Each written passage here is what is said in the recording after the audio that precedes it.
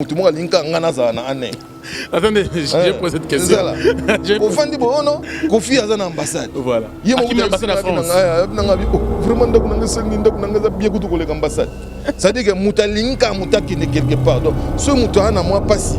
Muta azo moi consolation. Il faut salaire pénal à politicien et comme moi mini. Ouais. Pour et comme madame au moins ba tebe ba OK. Politicien même na o ezali ko gagner na ye artiste aleki na gagner moi même soka kufi na eleli o ba olela ye eleki ya politicien et puis to ke mo mulai mutu ka fali parce qu'il s'agit de lui wali bisanga est-ce que ko ma politicien TF Moko Afrique Info avec Franck Stemai Yandankala salaire il y a député il parie à 4 000 $, et 8 000. 8 000. Bon, on va dire 6 000. 6 000. Donc, moins de 10 000. Peut-être moins de 10 000. Fallait pour une date en Afrique, il est dans les 30 000, 40 000 €. Tu vas faire quoi là? Hein? On est où là? On se réveille quand même. Hein? Chante, ça va entrer chez tout le monde. Parce que les gens on a RTNC 3. Total, il y a une plénière, il y a l'Assemblée nationale. On ne suit pas. Non. On sait comment est-ce que motion de défiance, on va débarquer le ministre Mobo. Et ça ne l'a jamais. Il y a eu des complaisance. Voilà. Et ça l'a maté. Ok, ça Nikuna. Chante, ils vont écouter. Bana King, Bana Dar es Salaam, Bana Poto, Bana Mokil Mobimba, CTF Moko, Afrique Info avec Franck Stemai. Yandankala Twende X-Bass Marandura Franck Stemai Zambe Tolobate Filokomwe Tolobate Zambe Yo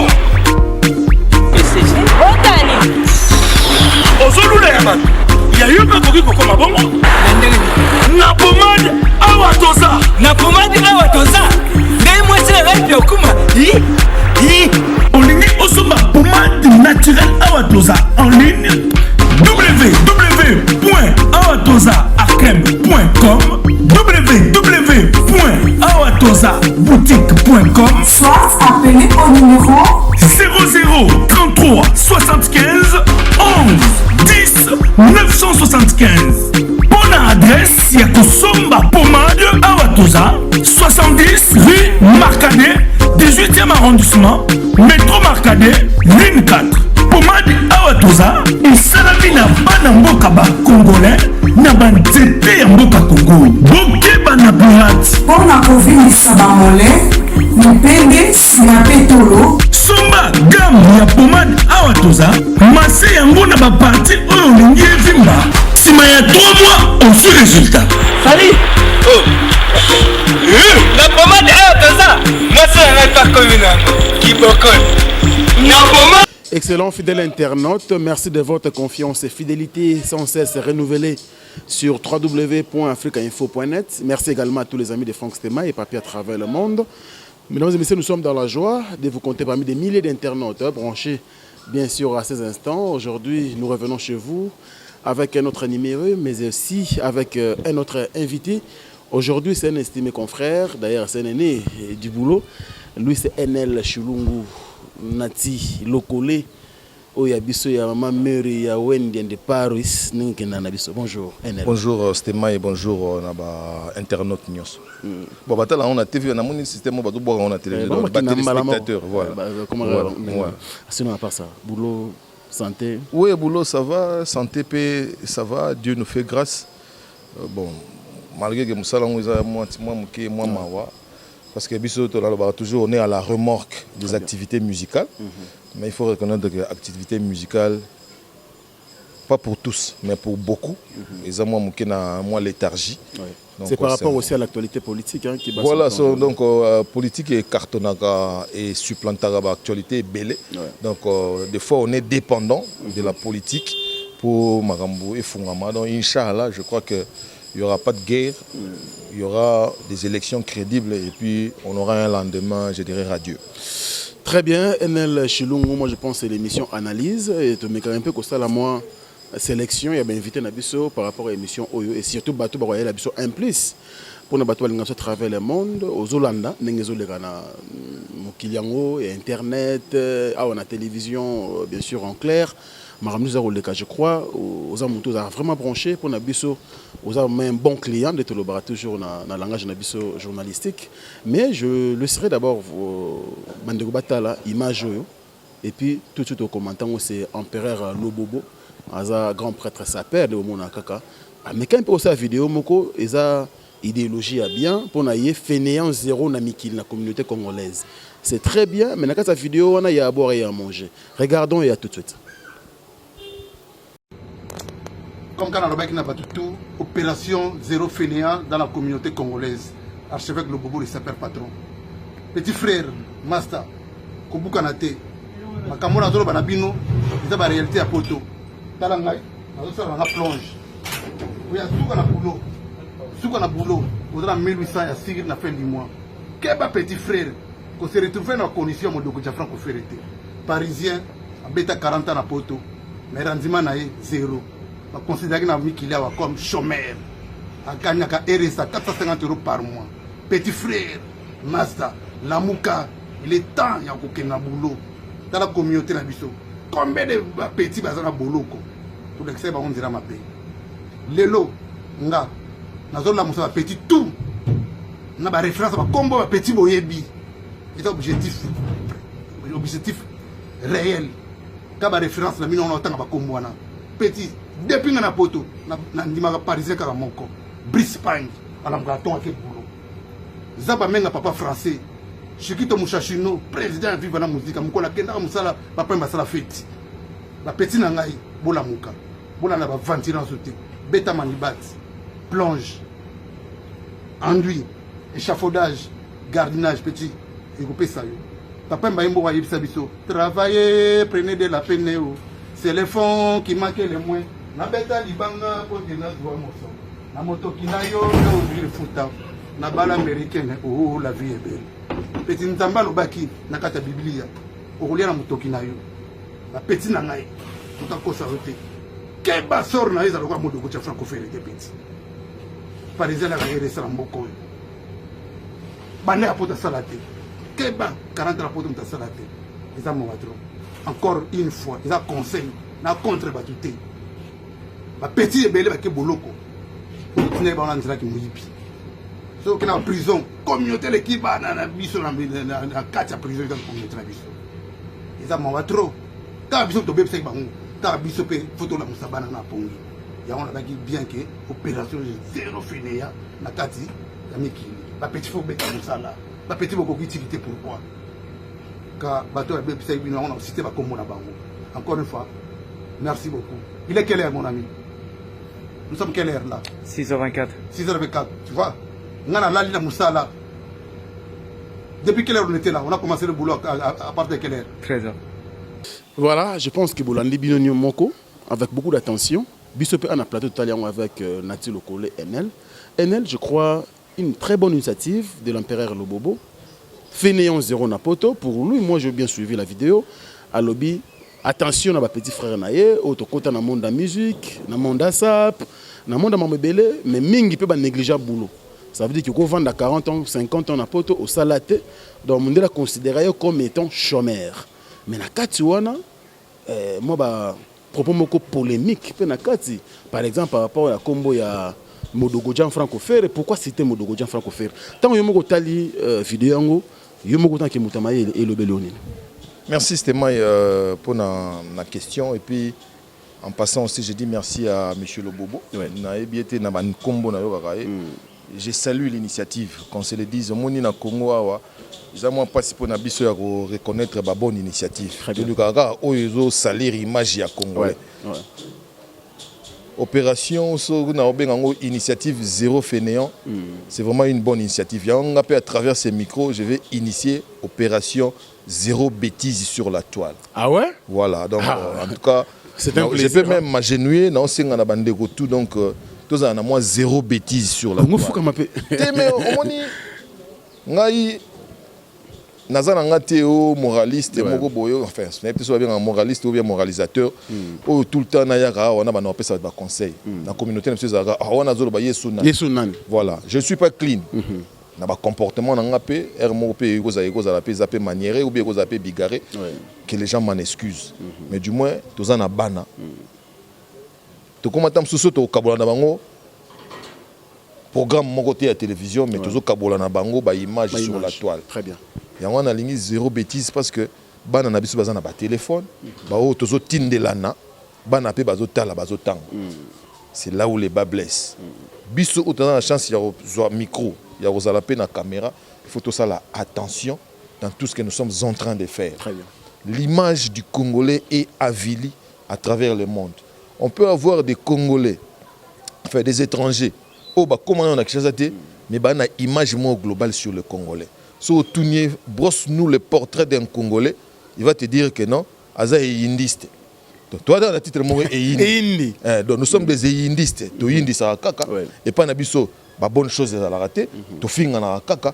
Et puis, rassemblement, il y a Babylon, on a sur tous ces mains, ils sont au tali. On comprend que, en sus de tout ça, tu as gagné l'autre. Hormis tout n'a pas de question. Congolais ont fini de Congolais pour quelle raison?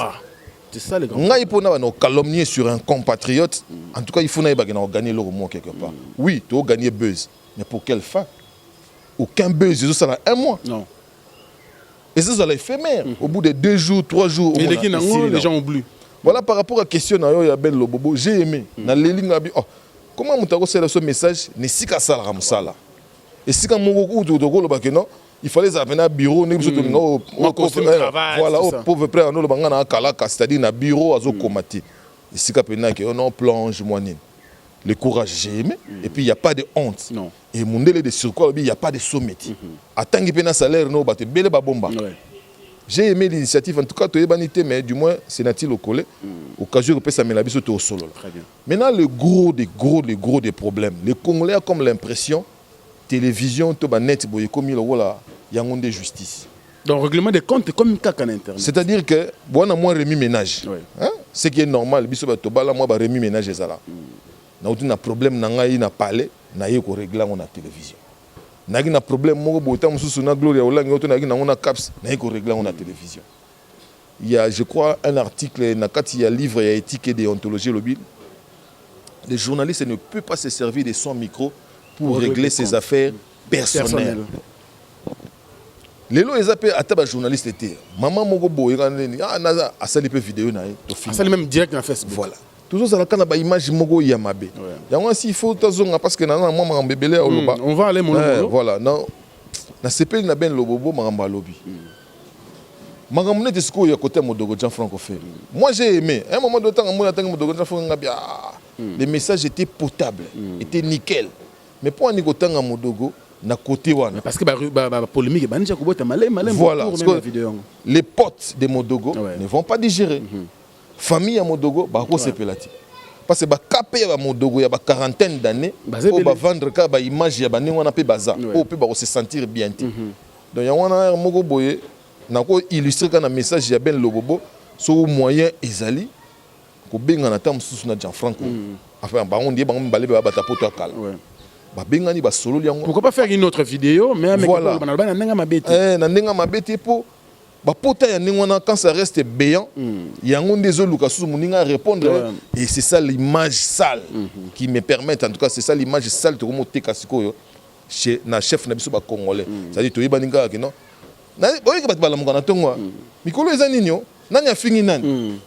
Donc, toujours le vertuté.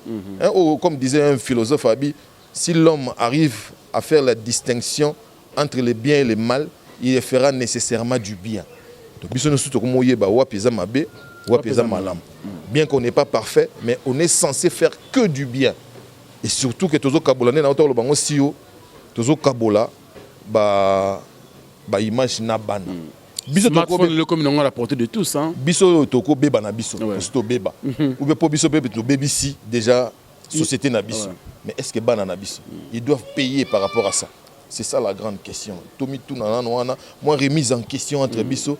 l'opération zéro bêtise sur la toile, vendons de l'excellence, vendons du positif, ce serait une bonne chose. L'opération zéro bêtise sur la toile, c'est une bonne chose, mais quels sont les garde-fous Nathilo Kole aujourd'hui, justement, ou avec qui travailler pour nous faire entendre ta voix par tous? Voilà, on a encore ça dans l'émission, mais on ne peut pas être jugé parti, c'est pour cela que j'ai jugé bon, yo yambanga. Très bien.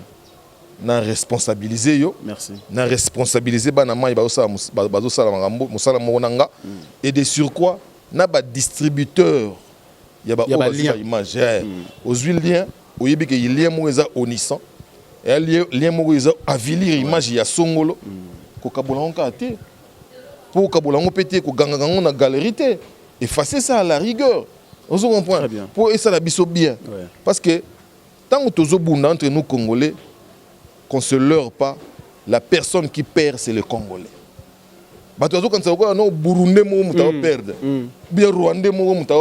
C'est nous les Congolais qui perdons. Parce que nous sommes distraits. Voilà, tous distraits. Et puis, tant que nous avons tous des flèches, tous des couteaux tirés, tous des bombes. Et on est distrait. Il est grand temps de profiter de ça. Il faut que les Congolais soient consciencieux. Azala, regardant vis-à-vis à ce qui importe. N'a illustré Maramnaye Goloba. T'as un mois où il est qui.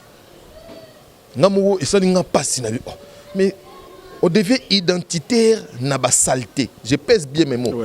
N'a pas saleté. C'est de la saleté qui nous identifie aujourd'hui. Au Vandi Boye, sexté par Papi Mbom. Au Vandi Boye, sexté par Sœur Nabiso Moro Boye. On a sa députation sur une denne. Ofandi bo non boyoka jibendenge azosala soki azobeta matolo bofandi bo non boyoka ne wira sa lapsus sur l'Amérique sonné parce que au sangisi mobile wanu sobi nzambe donc on dit makambo kaka te vandeli kaka ba frivolité que des banalités bofandi bo nganeti na vandi nanga boye mutu mo linka ngana za na ane. Attendez, j'ai posé cette question. Au fond du bon, non, Kofi a une ambassade. Voilà. Il y a une ambassade en France. Vraiment, bien que l'ambassade. Ça veut dire que Moutalinka Moutaki n'est quelque part. Donc, ce Moutana, moi, pas si. Moutazo a moi consolation. Or, on a un mois, il y avait une information génialissime. Papa Nabiso Mouroubo a eu prix Nobel.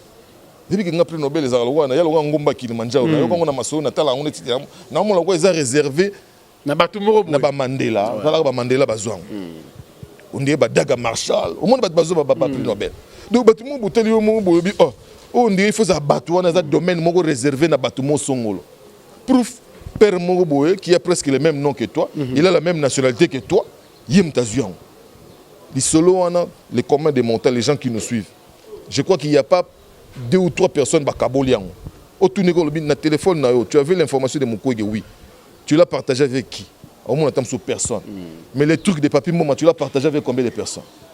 Une centaine. Voilà. Donc, on se demande que tu vas vendre kaka, ou tu as imaginer opération zéro bêtise. Bino on a beaucoup plus que bino on a chance à Otala.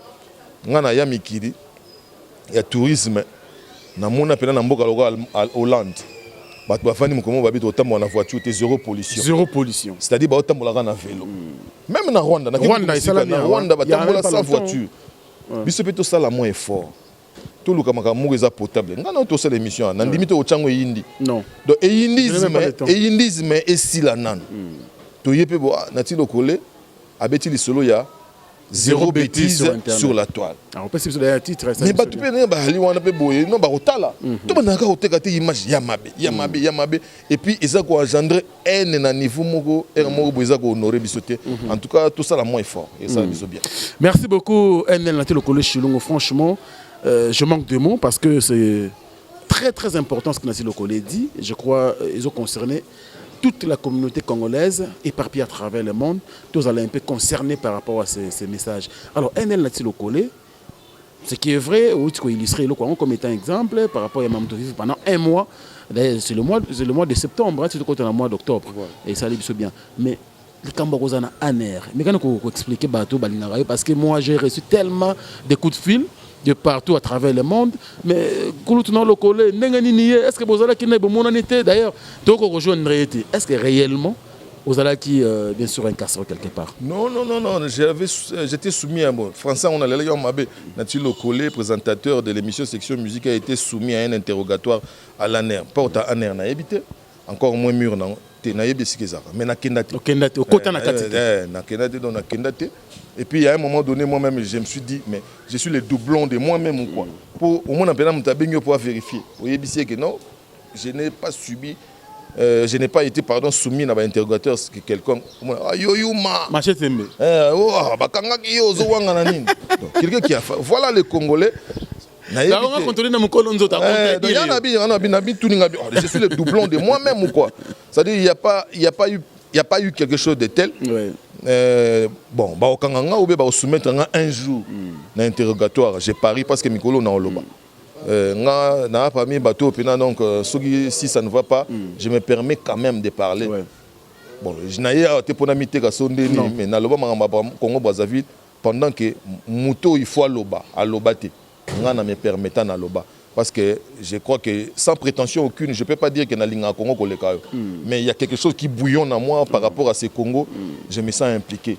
Pour bana nanga bakol na mabelo, ngamo na kol na mabelo, bakoko nanga bakola ah donc na mboka mususte. Alors je profite de ton micro pour dire qu'il n'y a pas eu quelque chose de tel. Ba te pe na mona musu ba souhaiter que pour na mona mutu mo atina nga texto abi alekisi azui azaki bon oser la moi trop.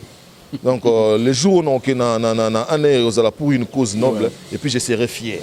En tout cas, ce qu'on visionné ou révisionné, n'a évité ça, n'a pas la rediffusion, tout le temps rediffusion collègue. J'ai dit on doit rediffuser quand même. Ma boy n'a pas bon, ils ont encore moins donc le vieux Rambo. Il n'a pas été inquiété. Non. Je sais que ça va décevoir beaucoup de gens. Parce qu'en dessous de ça, il y a des gens qui cherchaient à ce qu'il y ait Balak Sabatou. Combien la politique actuelle du Congo était sadique ou je ne sais pas moi tout le que l'on va combo. Mais ceux qui ont salamité n'a pas inventé les bangots. Non. Voilà donc et puis en passant aussi je remercie toutes les personnes qui m'ont appelé pour manifester bolingo la bango vis-à-vis nanga. Non moni pena que non ba tu aller ah non tu regrettes qui pour na bobo. Je n'ai pas été soumis à un interrogatoire, je n'ai jamais vu les portes encore moins les murs. Il y a années donc voilà. Aujourd'hui, nous avons le regret quand même de constater que nos compatriotes, en Mbanza Congo, en Angola bien sûr, bazali expulsés dans les conditions tout le monde est là, mais sur le net. Et comme il y a voice, ça veut dire qu'on dirait Jomo, soi-disant, Azam Muzombo, Mazolo, Banalinga, la pénale, le rôle quinoa. Mais après, tout le monde peut dire ah quinoa et bien moi j'ai des amis, c'est la voice, Bangola, qu'on est l'autre côté, et comme il y a injure. À la place, il y a des État contre État, mais il y a des l'actu nous constate par rapport à l'expulsion d'abord, il y a des compatriotes Nabiso, ou bazali expulsé à bon, neti so que Angola moi malebele. En tout cas, la communauté qui parle les Lingala, c'est la communauté congolaise. En tout cas, na yebité so tali na kati ya mboka Angola parmi ba langue na bango elobamaka. À part le portugais qui est la langue officielle, j'ai pari. Bana ba Kikongo na bango, bana ba biloko na bango puis ba côté ya ba Adolphe Muteba Chilamu na comme on est ba Chokwe. Mais lingala les langues ya angolati. Quand tu trouves quelqu'un, mutuana otoyoka ba fo iske non, muzombo donc c'est quelqu'un d'emblée qui a grandi ici. Et de surcroît, je crois que azala scolarisé à Wanakishasa. Déjà le fait qu'il y ait la langue nabiso avant d'avoir il nous doit quelque chose. Vous comprenez? Il nous doit quelque chose, rien que l'instruction. Pour biso to la lingala, ils ont côté na moi français. C'est ce qu'il a fait aussi. Donc ngala rigueur sur na lo balingala, il fallait côté ça na moi ndamba portugais. Ma côté na français. Ngana binga ngo le quinois, il parle le quinois.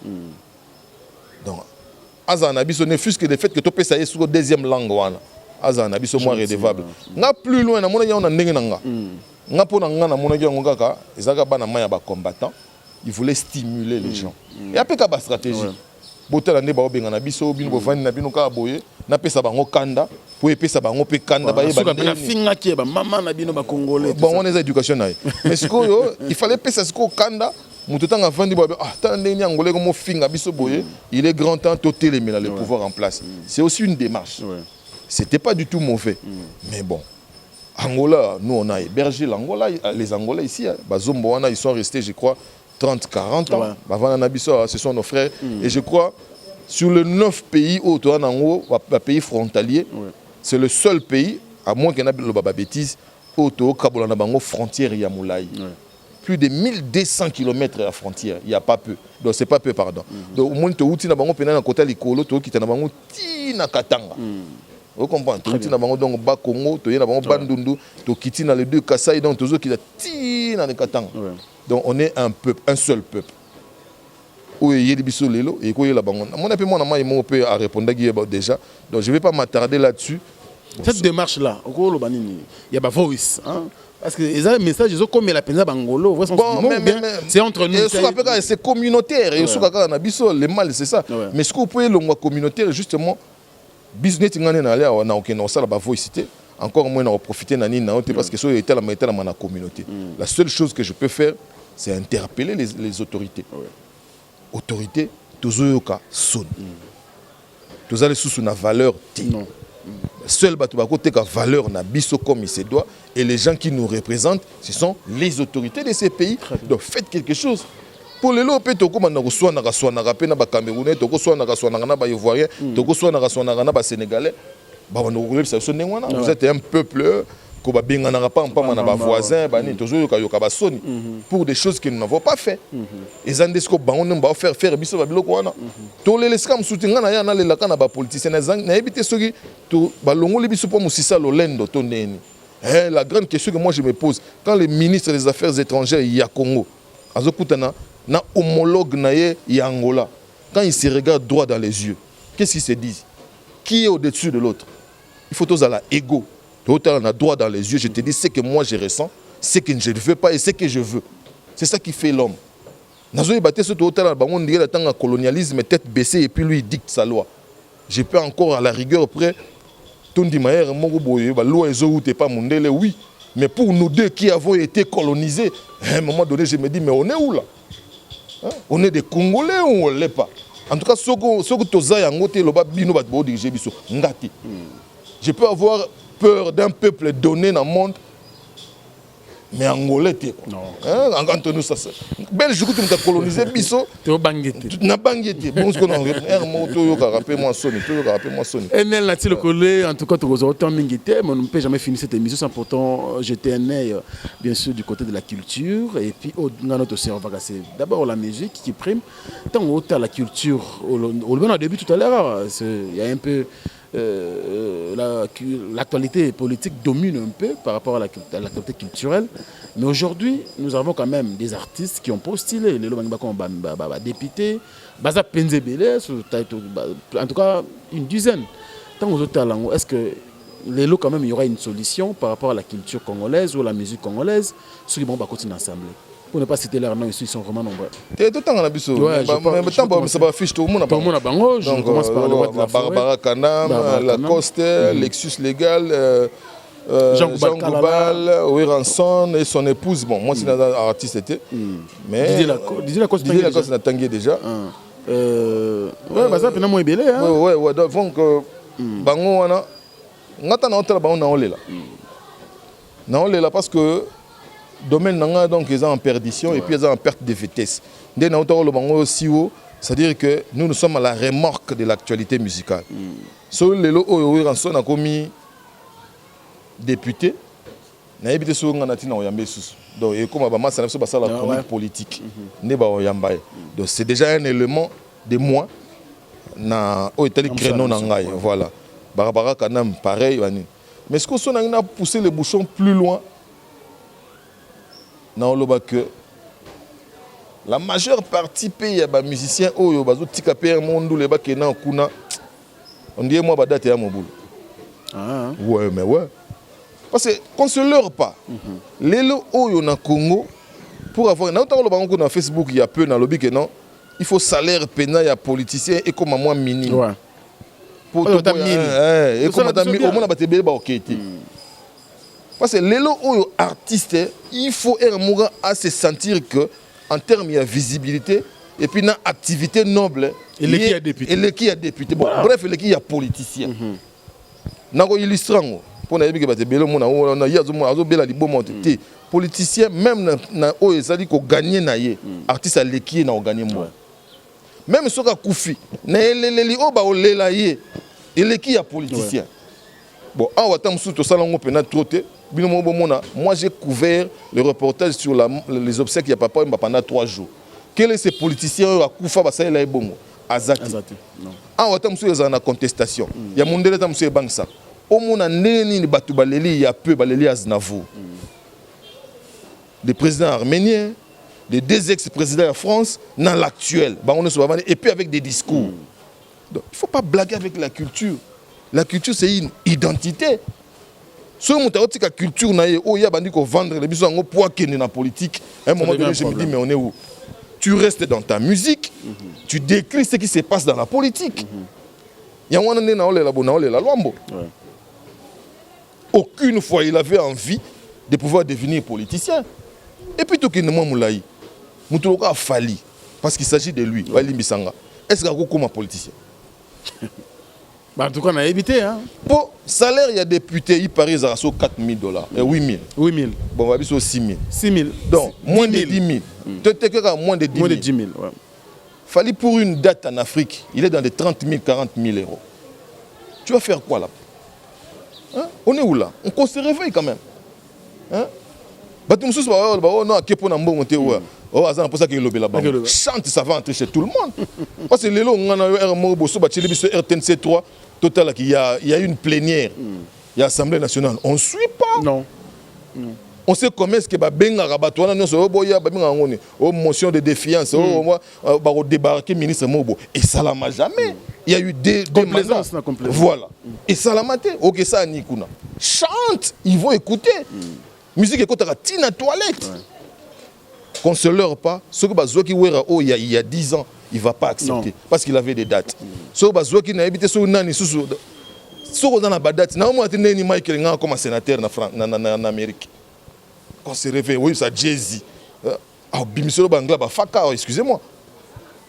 vous comprenez donc nga ya moko boy na otala bango boy na olela moi je connais des vaillants comme les Lexus je connais les vaillants comme les Jean Goubal Yemba Baoyoka. Ouais, franchement. Donc, ce que badat, ce que artiste moko azana badat, n'a pas pris auto yebeli, n'a moins le ça na politique. Ce qui excuse na ye des gens que non, n'a kendele bango kuna, arokoma, n'ingana na baro broyer non par la majorité. J'ai entendu des gens, oh non, j'avais des idées. Mais on a encore mettre en pratique parce que là-bas il y a la majorité Zagibo. La chanson là elle est connue. Pour preuve, Venabiso Zagreb Babas oui. Film pétate. Vous comprenez? Pour un c'était la loi. Voilà. C'était la loi de la majorité. Qu'on se réveille. Très chers artistes, tant que vraiment vous n'avez pas ma bénédiction pour la bonne raison émission na etika la mutakala na lingi bozonga tolobela bango na ba émission na ba domaine na biso respectif être un artiste pour nanga et l'équipe politique très bien nga pene na être journaliste pour nanga et l'équipe politique à part tam susu bo je mon soka yibi avani na yazo liana fufuna na malwa lo barambo donc amoni ke non ye ayibi bon biso to ça ngo sans vol c'est ça donc on a otenga mapamba donc bon biso to ndima na biso manga mususu e la biso pour Congo et ya biso tout na zongi lisusu très chers compatriotes opération zéro bêtise moi j'ai des amis camerounais. Je salue d'ailleurs mon frangin, je ne sais pas s'il va suivre ça, Chop Chop. J'ai des amis en Côte d'Ivoire, donc Eric Didier, Batebele, comment il s'appelle, Yves Zogbo. Grand frère, on appelle Siombote. À un moment donné, tu vois un confrère africain, il y a mon délété. Traduis-moi un peu ça. Qu'est-ce que dit JB ici? Et puis on traduit au Kosa. Et on m'a tourné, qui t'a donné ça? Mais non, il y a un frère là, congolais, qui me l'a envoyé, la polémique. Chez vous là-bas, il n'y a que la polémique. Donc on est en Congo, on se lève un matin, l'élo il faut faire un Thomas, l'élo il faut faire Gloria Olangi. Et on gagne quoi? Hein? Les grands problèmes c'est quoi? Et c'est ça, la grande question que je me pose. Au-delà de tout, on gagne quoi? Bon, vu. Dites-moi, quelle est la personne n'a pas polémique, n'a pas ça salé 1 million de vues? Non. Pour finir bien. Il faut tout ça moins remise en question, les gens courent derrière les vues. On les veut bien. Mais pour quelle somme après? Pour moi, d'une manière ou d'une autre, moi, mon père me disait toujours, père Sanam, il me disait, Oezayo, Olingo Lingate et Komela. Et puis, Oezayo, Oezana pocheté. Pour ce que tout ça pressé pour des petites choses. Congolais, en tout cas, il se prend pour qui? Je ne suis pas un donneur de leçons, mais on a des gens en qui nous croyons, mais ils sont silencieux. Que nous prenions en charge, à bas la frivolité, à bas la banalité, à bas les histoires, je ne sais pas moi comment je peux l'exprimer. De positiver ma solo. On est un peuple vaillant, un peuple courageux, un peuple intelligent, un peuple hospitalier, un peuple, je ne sais pas moi comment il faut, mais on commence à nous tirer vers le bas. Et puis voisins au CPL. Je ne suis pas un prédicateur, mais je n'ai que ça. Donc je profite de ces micros encore une fois. Opération zéro bêtise. Faisons un effort. Vendons l'image belle de ce Congo. Parce que c'est un Congo qui est né, ou bien nous avons à la debout. Même notre hymne le dit. Nous avons dressé nos fronts pour un lendemain radieux. Je crois qu'il y a un. Merci beaucoup, Enel Chilungu Natilokole. Je pense que c'est un message vraiment très captivant et qui nous a fait énormément du bien. Je ne sais pas si on peut finir avec quel message. Au lobby tellement ébélé. Et pour finir, à travers le monde. Est-ce que et puis quelques mots à la coutume. Non, mon nimbo te zo bebisa moi makam. Va souffrir donc le topé sa mbote te. Wa yebina yebien na pesi mbote. Encore une fois, nous sommes un Congo de l'amour, un Congo des vaillants. Ne vendons pas une sale image du Congo. Ça ne nous honore pas. Les gens qui sont à même de pouvoir parler à notre place, ils ne le font pas. Et je ne sais pas pourquoi. Moi, de mon côté, je ne serai pas silencieux. Je ne resterai pas silencieux parce que j'ai des enfants qui ont vu le jour ici au Congo et je compte à ceux qui grandissent ici. Mais arrêtez. Arrêtez, s'il vous plaît. Toujours comme moi, sonne trop. Nous sommes un peuple qui est obligé à être debout. Debout, il faut être debout, on va marcher debout. On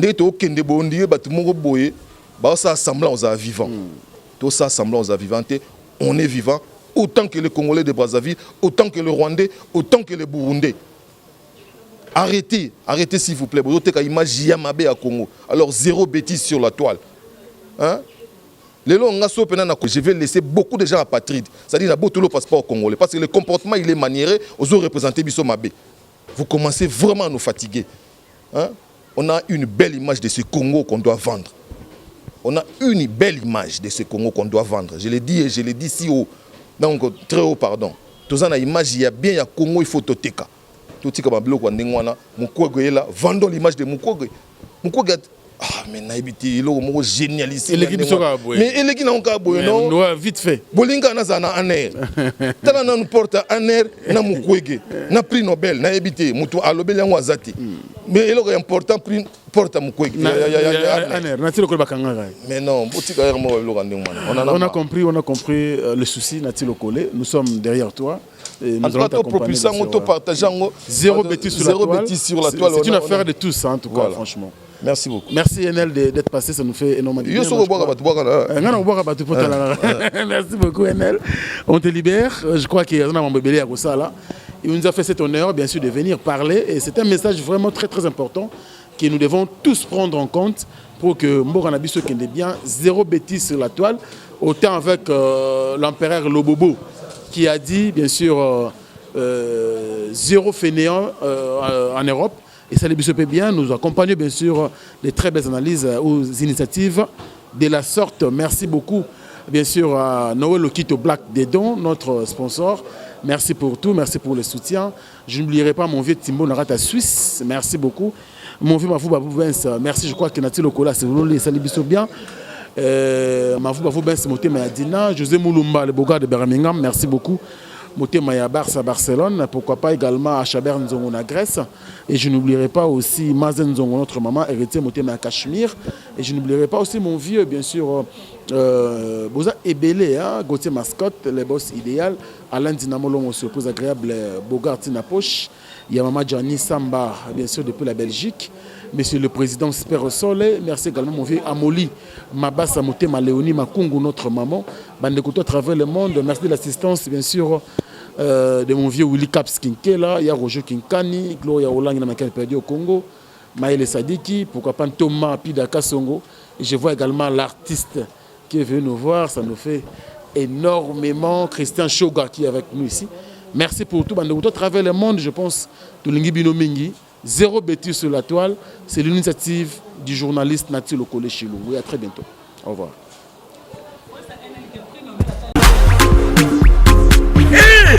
Nzambe, tolobate, Filokoboe, tolobate. Nzambe yo. Otani. Ozolula ya man. Ya yoka koki kokoma bongo. Na pomade awa toza. Na pomade awa toza. Ngai mwasi na ngai okuma. Olingi osomba pomade naturelle awa toza en ligne. www.awatozaakrem.com www.awatozaboutique.com Soit appelé au numéro 00 33 75 11 10 975. Bonne adresse, il y a Kosomba Pomade Awatoza, 70 rue Marcadet, 18e arrondissement, métro Marcadet, ligne 4. Pomade Awatoza, et Salamina Banamboka Congolais, Nabanzete Mboka Congo, Boke Banabourat. pour la province Sabamolé, Mupende Sinapetolo. Somba gamme ya pomade Awatoza, masse yango na ba parti oyo lingi evimba. Sima ya 3 mois, on suit résultat. Salut. Oh. La pomade Awatoza, moi c'est un pas communal. Qui bocole. La pomade Awatoza. Bana King, Bana Dar es Salaam, Bana Poto, Bana Mokil Mobimba, CTS Moko, Afrique Info avec Franck Stemai, Yandankala, Twende. X-Bass.